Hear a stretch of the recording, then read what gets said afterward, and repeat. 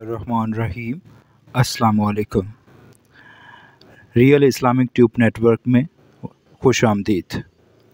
जिसको सफ़र में पानी मैसर ना हो या ऐसे मर्ज़ में मुब्तला हो जिसमें पानी कसरत से पिए और प्यास ना बुझे, इन आयतों को मिट्टी के किसी बर्तन में जो तेल या घी से चिकना हो या कांच या पत्थर के बर्तन पर लिखकर बारान रबी के पानी से धोकर एक शीशी में भरकर बर्तन में रहने दे।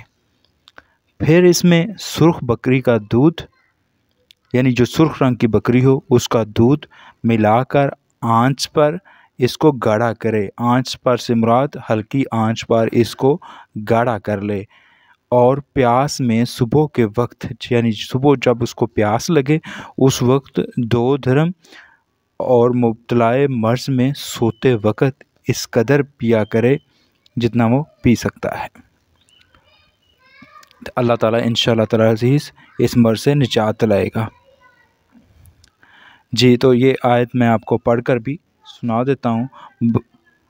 बिस्मिल्लाहिर्रहमानिर्रहीम।